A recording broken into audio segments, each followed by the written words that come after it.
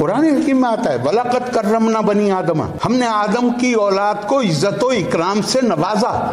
کہا ہے انسان کو، آدم کی اولاد کو عزت و اکرام سے نوازا. اگر عزت و اکرام سے مجھے خدا نے نوازا ہے اور آپ کی حکومت ہے تو آپ مجھے ذمہ کیسے بنا سکتے ہیں؟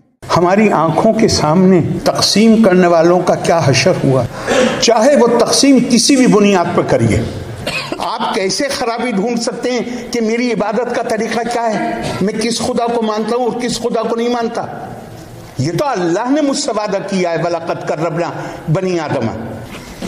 شیرانی صاحب نے جس طرح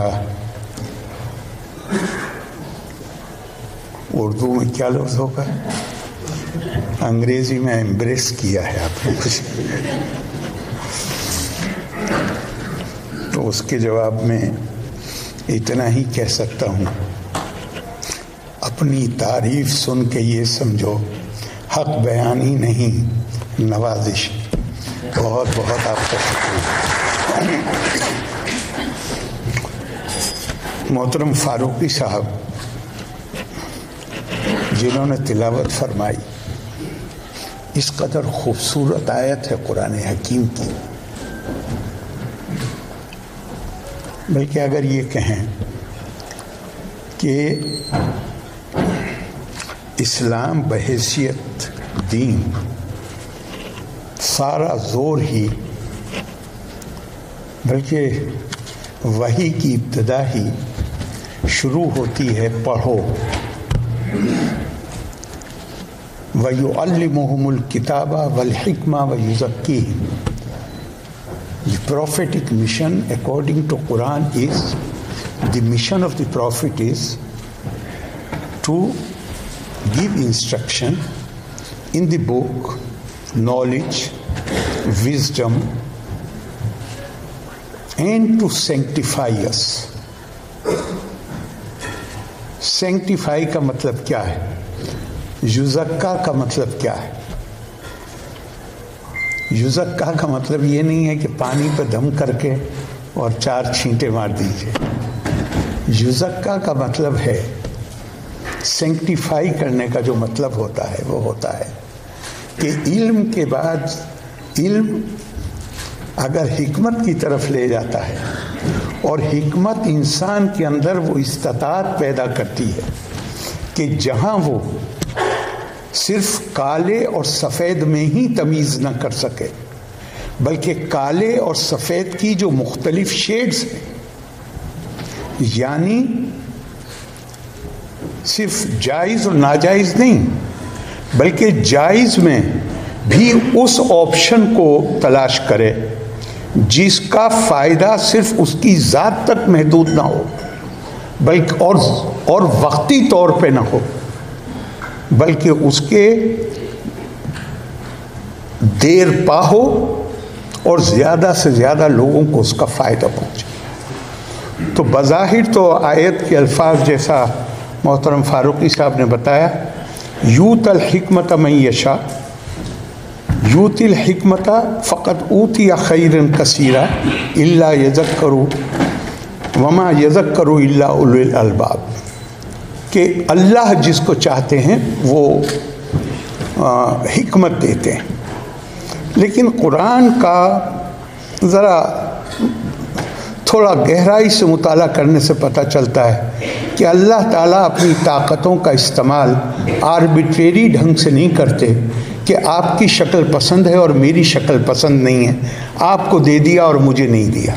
یہ اللہ کا طریقہ نہیں.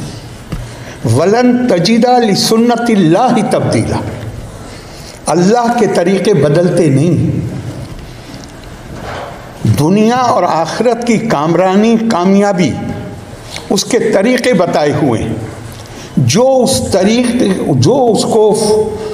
اس کا اتباع کرے گا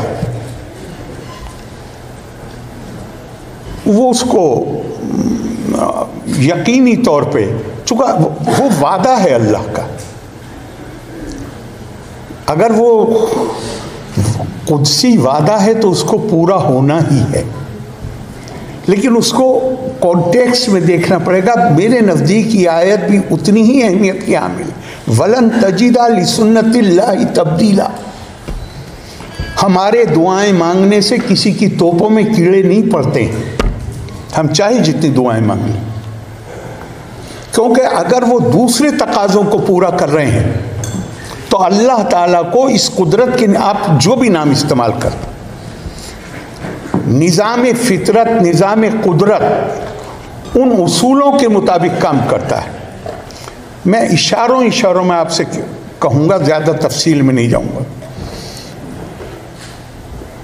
میں صحیفہ، اسکرپچر، کسی کتاب کو تبھی کہتے ہیں کہ جب آپ 1000 بار پڑھنے کے بعد اگر 1001ویں دفعہ پڑھیں تو آپ کو اس میں نئے معنی نظر آتے ہیں، تبھی وہ کتاب صحیفے کا درجہ اختیار کرتی ہے. میں ابھی حال میں ایک دن دیکھ رہا تھا، اور میں تھوڑی دیر کے لیے بالکل جیسے کہتے ہیں آدمی مبہوت ہو کے رہ جائے، میں وہ ہو گیا.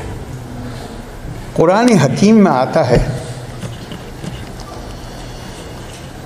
قُلْ إِنِّي أَنَا النَّذِيرُ الْمُبِينُ، کہہ دیجئے کہ میں تو صرف آگاہی دینے والا ہوں اس عذاب کی. اب اس عذاب کی وہ قرآن کا اسٹائل ہے، وہ آپ کو بریکٹ میں کرنا پڑے گا.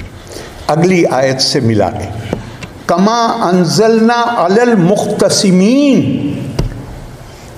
ماضی میں جو عذاب ان کے اوپر آیا ہے جو لوگوں کو بانٹتے تھے. مختصمین، کسی بھی بنیاد پر جو بنی نوع انسانی کی تقسیم کریں، میں اس عذاب کی آگاہی دینے آیا ہوں تمہیں.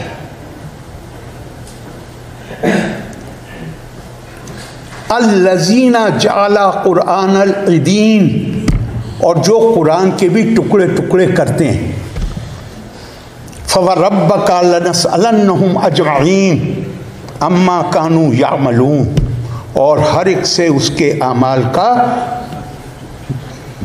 ہر ایک کی جواب داری ہے، حساب کتاب ہوگا اس کے بارے میں جو وہ کرتے تھے.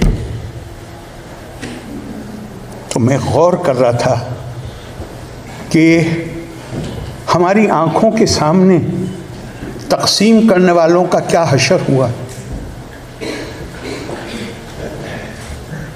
چاہے وہ تقسیم کسی بھی بنیاد پر کریے، وہ تو آگاہی ہے. اسی طرح قرآن میں دوسری بات بھی کہی گئی کہ بلکہ یہاں پہ جہاں جس کی میں اسے تفسیر کے طور پہ استعمال کر رہا ہوں کہ مولا علی سفر کے لیے کہیں جا رہے تھے. ایک شخص نے شرارتاً ان سے سوال کیا، کہا مولا جائیے گا، بات کو پہلے یہ بتائیے دین کی تعریف کیا ہے. وہ ایک لمحے کے لیے بھی انہوں نے اپنے گھوڑے پہ بیٹھنے میں تاخیر نہیں کی، اور بیٹھتے بیٹھتے بولے دین تو بہت آسان ہے. العظمت لامر اللہ والشفقۃ لخلق اللہ.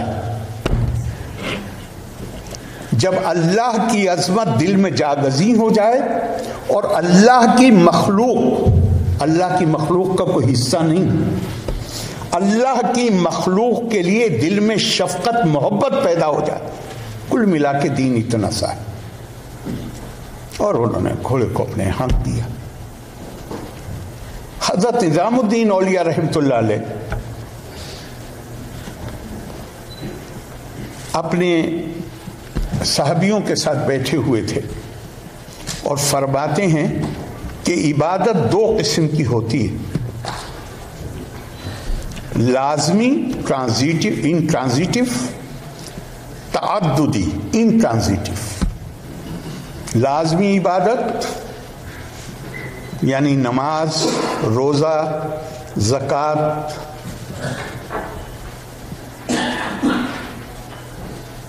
اس کا فائدہ یہ حضرت نظام الدین اولیاء رحمۃ اللہ علیہ کے ملفوظات میں ہے، کہا اس کا فائدہ جو شخص اس فرض کی ادائیگی کرے گا اس کو خود کو ملتا ہے، لیکن اس سے الگ ایک دوسری عبادت ہے جس کو انہوں نے نام دیا ٹرانزیٹو، تعددی۔